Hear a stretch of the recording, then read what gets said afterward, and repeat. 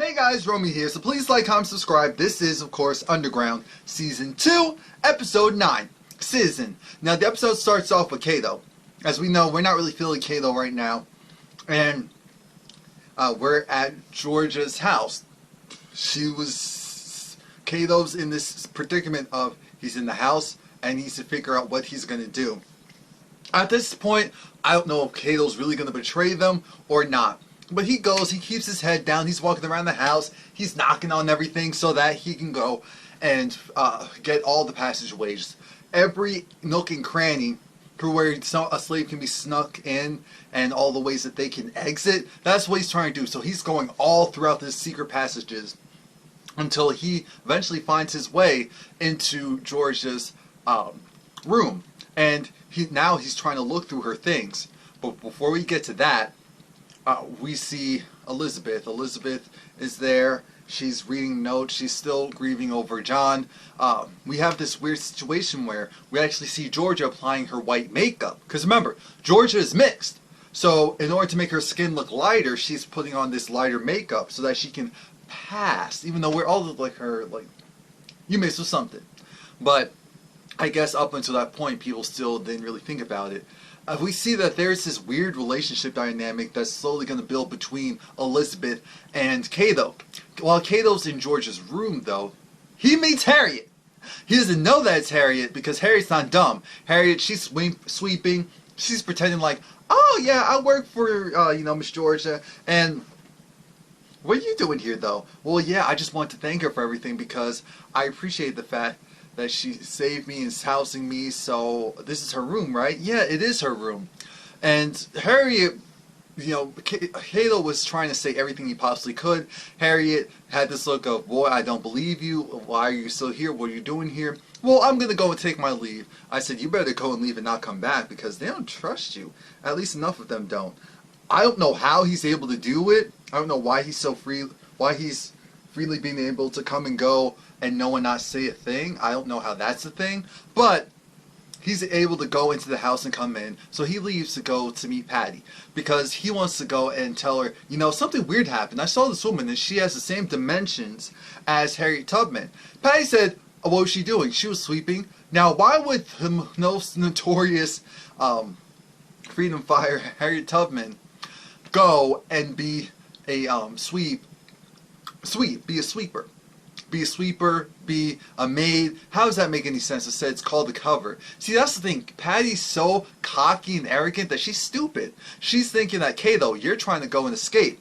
Kato says, oh, you think so? So he grabs a knife and she slashes his wrist. And he slashes it in the way of, because there's two ways, maybe I shouldn't go into this, but when it comes to, slashing and all of that, there's ways where people say it's for attention, and then there's ways where you're actually trying to full on kill yourself. And Kato did the way where he was trying to kill himself because there's no way for his body to really just heal itself. And because of that, he's found. He's found by the other house attendants. They nurse him back to health. And when I say they, I mean Elizabeth, because they have things to do. So Elizabeth, at this time, she doesn't really have much to do. So she's there to attend to Kato. And the weird dynamic between the two is that Kato's just like, oh, interesting. You didn't ask me about why I did this. And she said, you know what?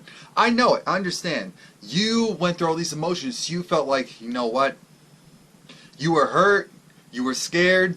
And then you were angry. And then you were unsure of what you want to do with that anger, so then you went and tried to take yourself out. Like, I get it. He's like, oh, what have you gone through? Well, my husband went and got shot in the head. He got shot in the head, and clearly I'm still grieving. And Kato's was like, yeah, a lot of crazy stuff happened to me too. But the most important thing is when they get through this dynamic of what is it that you're going to do with that anger? Because he was like, so what do you have left when you don't really feel like anything? Well, you do have something. It's called fear. And this is where Elizabeth is saying it's either you're going to let it out or keep it in. And she says, okay, so what are you going to do with it? I'm not sure. Well, you need to go and take it in, hold on to it, and then release it against the world. And we know that's Kato's model. That's what Kato lives on. He lives on the adrenaline, on the rush. Kato does overhear also that Noah and Rosalie are going to be making their way back. So he's not trying to get out of that house yet. Because like I said, I don't know if maybe he wouldn't have gone and done something. I don't know if he's waiting for Noah because he wants Noah's help, or if he's really just trying to betray Noah because he feels betrayed. I don't know. It's always so weird with their dynamic. But we see that he notices Elizabeth. She goes, she sneaks out. He follows her and realizes, what is she doing? She sets a fire. Because there was an incident where the guy who was one of the people responsible for tying her up in the woods with Lucas that time, like 2 episodes back or so, he came in and he made a comment about her and he was like, I know what you do. Yeah, it's me. So she slaps him in the face. She's so angry though, again I'm jumping ahead, she's so angry though that she decides that she wants to go and torch his house. Now, the issue with that is she passes out. We're not sure why she passes out as of yet. We just know that she passes out. Kato goes and saves her. And now we're trying to figure out, okay, like, it's just weird with him. I don't, maybe he didn't want any waves to occur, or maybe he really did connect with someone else for a split second.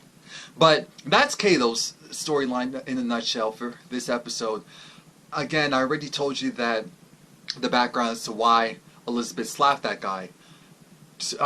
Georgia isn't happy. Georgia feels like, you know, you're making too many waves, you need to calm yourself. And Elizabeth's like, we need action. We need action. I'm tired of going and not doing anything. I'm tired of going and allowing people to just do stuff to me and getting away with it. Again, we're seeing the same thing that happened, but from different perspectives. Now we see how Elizabeth interpreted what Kato was saying and what she was feeling. Because remember, anytime she feels she's about to go cuckoo for Cocoa Puffs, we hear that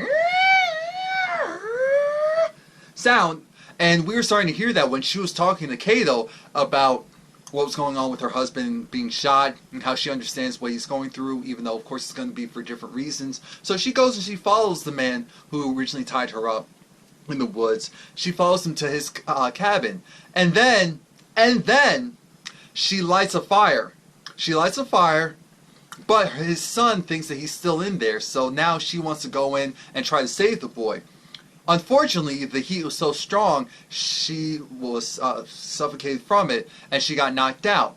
This is when she wakes up, and she's on a wagon. She's trying to figure out, I got knocked out, so how am I okay? And I take it that, you know, by the time the fire is put out, that's why the son was hurt. Because the next thing that we see is that the boy's son was hurt. They took him there to heal him, and Georgia's pissed. Georgia tells her, you can't stay here. You are a danger, because Georgia felt something when Elizabeth talked about how, you know what, that boy was just going to turn up to be a mirror image of his father, and I was just kind of doing the world a favor almost. She wasn't intentionally trying to kill him, but it was just like, it wouldn't have been the worst thing in the world for someone like him to die. And Georgia was trying to figure out, you really lost your way, and I can't have someone like you with that mindset in my house. You're going to have to leave. You're going to have to leave. Because Georgia was actually talking to Harriet Tubman, obviously, Harriet, and when Harriet appreciated the fact that Elizabeth stood up to the guy and slapped him, because she felt like, you know what, what's the big deal? What's wrong with standing up and being strong? But Georgia said, look, since you're going to be here, just watch out. Just watch out for Elizabeth. Well, if I do that, then you need to watch out for Kato. The guy was snooping. There's just something about him. My spirit don't take him, so I need you to go and make sure that he isn't a spy, that he just has an answer for everything, and he answers it too quickly, too concisely, as if he has a motive. But we see Harriet now. She's off and she's on a mission. We see her. She interacts with her horse. We notice how she talks about how she's never alone. She's there at the store and she sees this poster. She takes it down because she's like, I don't have time for them spraying these type of lies and this foolishness. Harriet is, again, even though she's in the woods and by herself, she's never really alone. Even when she was on this wagon and she had one of her spells, so she was knocked out. And I said, those horses are trained well, because that horse did not miss a beat. Harriet woke up like, oh, Jesus, and kept it moving. She kept it moving. Now, and she didn't almost get caught, but there were some potential catchers right behind her. And imagine, just like 5 seconds earlier, if she took 5 seconds more to hide behind that tree, they will have found her. And I think that's just showing how her story really was. Danger was right around the corner for this woman. The fact that she evaded it and survived and gotten all those people the safety and the freedom is amazing. But then she goes and she prays, and she's praying to God for foresight, because she's trying to figure out, God, why me? I'm not a hero. I don't understand why they call him, John Brown? Why he calls me General Tubman and all this stuff. It doesn't make sense. We have Frederick Douglass and William Still. They have these ideologies, and they're great, but they're misguided because we need action. So Harriet's more so on that John Brown tip, but she understands that she's trying to sneak them to free them. So she's going to be brave, but not too bold and not risk her life and anyone else's life. But the show shifted when she was just talking. I said, oh my God, this woman. Oh my God, this woman. Because she's always asking for guidance, and she shows how unsure of herself she was. But she knew that she was on a mission, and I feel like that was the thing that she cared most about. Yes, guys, I'm on my phone looking at, it's to make sure I'm not missing anything. And she knocks on the door. Whose door? Noah opened the door. Now we're going to see, how does Noah get there. Noah has Rosalie, Cora is still alive, and James is there. They're at a safe house, but this woman is concerned because she's like, you guys made all that ruckus. It's too dangerous for me to go and to keep you guys safe, to house you guys. But they said, look, money talks. If we go, our money goes. That's what Noah said, because she was like, look, Rosalie's branded, your plan's not going to work, tickets for 4, this doesn't make any sense, it's not enough. She said, you don't have much. I see what you have, you don't have much, so stop it. She said, alright, so be quiet, keep your heads down. And Cora was just trying to figure out, alright, so what's the plan, how's this going to go, because I know that you guys have been doing too much, we're screwed. The fact that you burned down the main house, now we're on the run. Now there's going to be 1,000,001 people after us. And Noah and Rosalie were about to have a moment. But then James wakes up. And remember, they have to explain to him what's going on. Now, while they're still at that location, what ends up happening is, while they're trying to hide, Cora was still downstairs. The slave catchers caught up, and they raided the place. They found Cora. They shot her.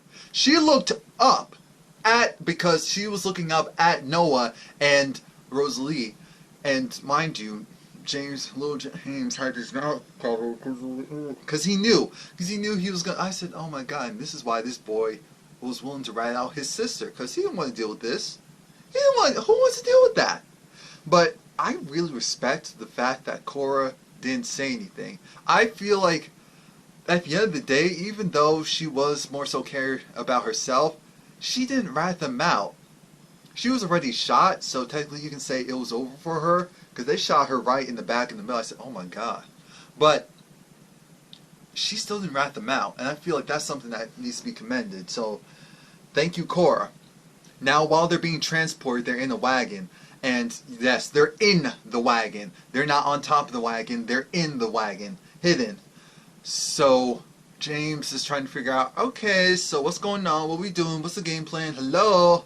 And Noah tells him, here's how this works. You see at the house where you had Miss Suzanne? Yeah, she was trash. Along with her being trash, you didn't have freedom. You weren't your own man. I understand you may have thought you had things, and you may have thought, but those are things that she gifted to you, that she gave to you. You were her property still. That's what it all boiled down to at the end of the day. But where you're going, we may be going to Canada, we may be going to Ohio, wherever it is, we'll be together, we'll be a family, I'll make a house, and you'll be free to choose what you want to do, except for school. You have to go to school. And it was like, oh, okay, I'll be my own man? Yeah, you'll be your own man. And I think that was really important. Now we fast forward, Harriet Tubman's there, and Harriet's a little over. She's trying to figure out, because Noah, she's trying to figure out Noah. So it's like, you were part of the Making Seven. Shout out to you and your people, how you escaped, how you free. No! Only 3 of us lived. Only 3 of us lived. And because of that, we didn't succeed. It was a failure. I don't even know why we did it. You don't know why you did. What about the Lord? What about the Lord? I don't know about the Lord. I don't. Essentially, you're saying I don't believe or I don't understand how I can. And so then she went and gave him 100 questions.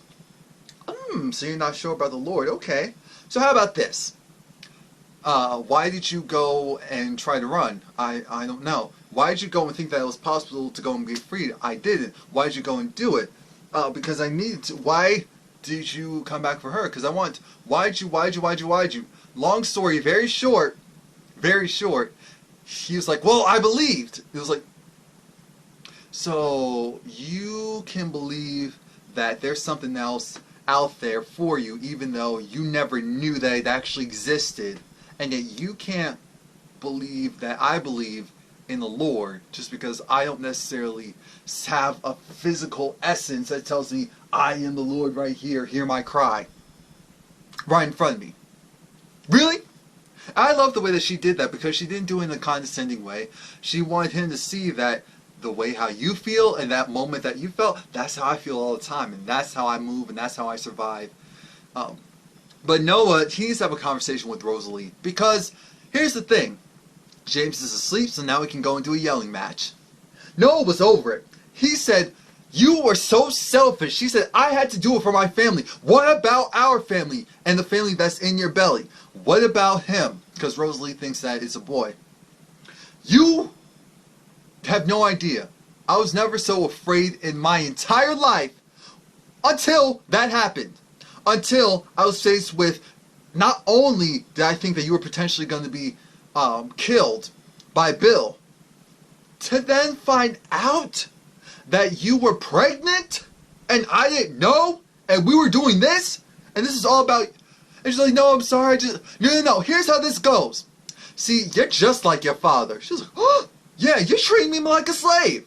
You're just giving me stuff on a need-to-know basis, having me go and doing all this stuff, playing around with my emotions to get what you want. It's the same as the masters do. I said, oh my God. I'm actually glad that he said it, because I was thinking, Rosalie, I understand your intentions, but they were still trash. They were still trash. When it came to the safety of your child. And your brother almost ratted you out anyway? No, actually did rat you out. But now we're at Daniel. Daniel, so Noah needs a moment. He'll come back, but Noah needs a moment. Daniel is listening to his daughter, and his daughter is essentially telling him all of the slaves that are now being taken from that property and sold elsewhere. And she's like, Dad, what's going to happen to us? And he's essentially like, no, don't worry about it. I'm going to take care of it. And so then he talks to his wife.